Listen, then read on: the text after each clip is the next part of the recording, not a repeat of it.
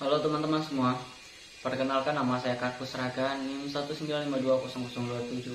Saya berasal dari Prodi Ilmu Pemerintahan. Di sini saya akan membahas tentang penerapan prinsip negara hukum di Indonesia. Oke, saya akan langsung ke pembahasan. Perkembangan sistem ketatanegaraan sejumlah negara belakangan ini menunjukkan bahwa begitu banyak negara yang kemudian menjadi konsepsi tentang negara hukum sebagai konsep ideal dalam membangun kehidupan berbangsa dan bernegara. Hal itu menunjukkan bahwa betapa sentralnya posisi dan kedudukan hukum dalam menjalankan kehidupan berbangsa dan bernegara, khususnya dalam rangka mengatur kehidupan suatu negara menjadi lebih baik. Hukum menjadi sesuatu yang sangat urgen.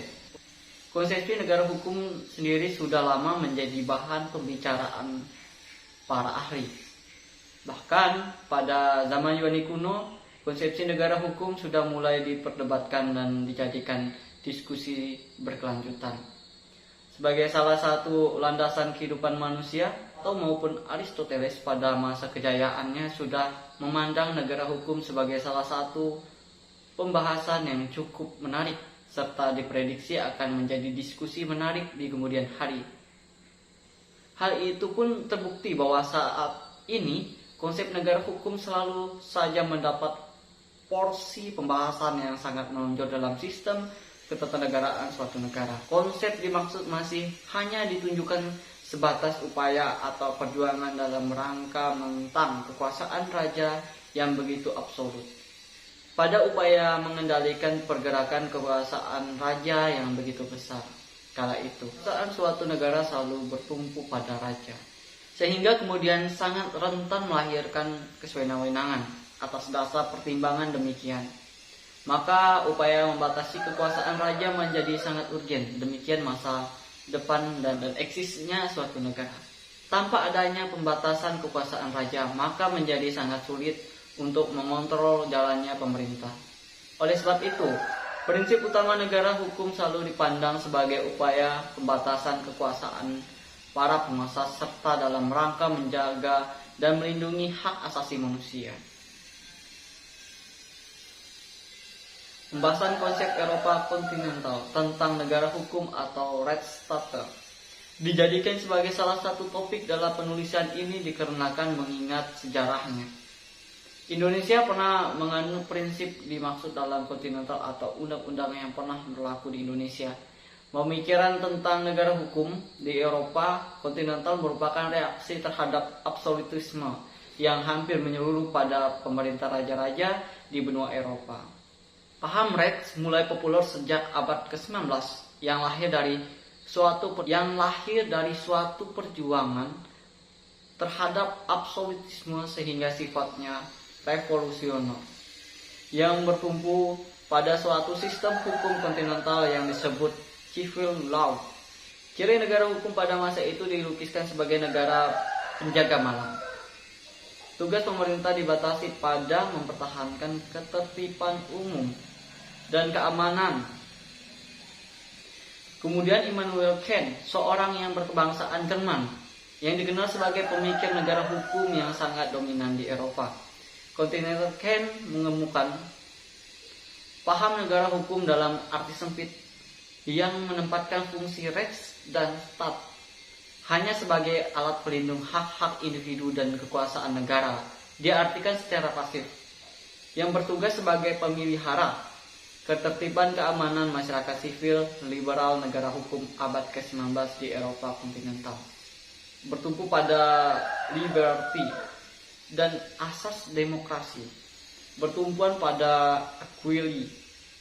Menurut Kant, liberty merupakan suatu kondisi yang memungkinkan mewujudkan kehendak secara bebas dan hanya dibatasi seperlunya untuk menjamin kehidupan bersama secara damai antara kehendak bebas individu dengan kehendak bebas bersama yang lain. Dalam perkembangan kemudian dapat diketahui bahwa ciri-ciri negara hukum abad ke-19 yaitu adanya undang-undang atau konstitusi yang memuat ketentuan tertulis yang mengikat tentang hubungan antara pemerintah dan rakyat. Adanya pemisahan kekuasaan dan tindakan pemerintah harus berdasarkan atas undang-undang dan terjamin hak dasar atau hak kebebasan rakyat. Dari ciri-ciri di atas menunjukkan secara jelas bahwa dalam sebuah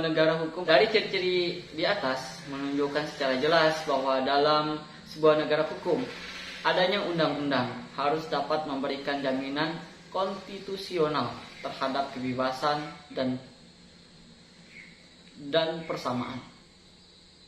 Pentingnya pemisahan kekuasaan supaya terhindar dari penumpuk kekuasaan dalam suatu. Dari ciri-ciri di atas menunjukkan secara jelas bahwa dalam sebuah negara hukum adanya undang-undang harus dapat memberikan jaminan konstitusional terhadap kebebasan dan persamaan. Pentingnya pemisahan kekuasaan supaya terhindar dari penumpukan kekuasaan dalam satu tangan seringkali cenderung kepada penyalahgunaan kekuasaan dan kesewenang-wenangan. Dengan adanya pemisahan kekuasaan berarti juga sebagai jaminan terhadap terciptanya kekuasaan dan kehakiman yang merdeka terhadap kekuasaan lain. Kekuasaan membentuk undang-undang yang dikaitkan dengan parlemen dimaksudkan untuk menjamin bahwa hukum yang dibuat sesuai dengan kehendak rakyat. Hal tersebut dimaksud untuk mencegah terjadinya kesewenang-wenangan dalam tindakan pemerintah yang dapat melanggar hak-hak kebebasan dan persamaan terhadap rakyat. Kemudian paham negara hukum semacam ini dianggap kurang, maka muncullah pemikiran untuk memperbaiki paham kian tersebut, yaitu dikenal dengan paham negara hukum formal. Sejarah yang mengembangkan paham tersebut adalah Friedrich Julius Taft. Dalam usahanya menyempurnakan paham negara hukum liberal mengatakan paham negara hukum formal dengan unsur-unsur utama yaitu mengakui dan melindungi hak-hak asasi manusia. Untuk melindungi terhadap hak asasi tersebut, maka penyelenggaraan negara harus berdasarkan atas teori trias politika. Dalam menjalankan tugasnya, pemerintah harus berdasarkan atas undang-undang. Jika dalam menjalankan tugasnya berdasarkan undang-undang pemerintah masih melanggar hak-hak asasi, maka ada pengadilan administrasi yang akan menyelesaikan.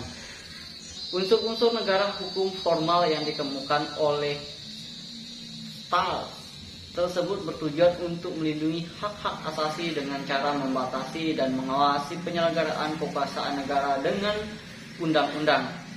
Negara tidak boleh menyimpan atau memperluas penyalahgunaan kekuasaan negara. Padahal dalam menyatakan bahwa membuat undang-undang tidak mungkin dapat memperkirakan atau mengatur seluruh apa yang akan terjadi di kemudian hari.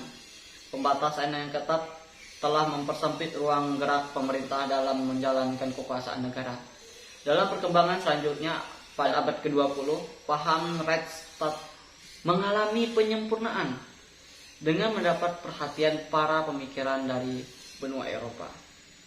Di antaranya Paul Schouten bedakan ketiganya antara asas dan aspek negara hukum. Unsur yang dianggap penting dinamakan dengan asas dan unsur yang merupakan turunan disebut aspek. Asas negara hukum menurut paham Schouten adalah ada hak warga terhadap negara yang mengatur dua aspek. Pertama, hak individu. Ada hak warga terhadap negara yang mengandung dua aspek. Pertama, hak individu-nya berada di luar wewenang negara. Kedua, pembatas terhadap hak tersebut hanyalah dengan ketentuan undang-undang berupa peraturan yang berlaku umum. Adanya pemisahan kekuasaan Schouten dengan mengikuti Montesquieu menemukan tiga kekuasaan negara yang harus dipisahkan satu sama lain, yaitu kekuasaan dan pembentukan undang-undang, kekuasaan melakukan undang-undang, dan kekuasaan mengadili. Kini dalam konsep Reichsstaat yang lebih luas, tegas, tugas pemerintah tidak sebatas pengertian sebagai pada abad ke-19. Dalam pengertian modern menuntut pemerintah untuk mewujudkan kesejahteraan sosial.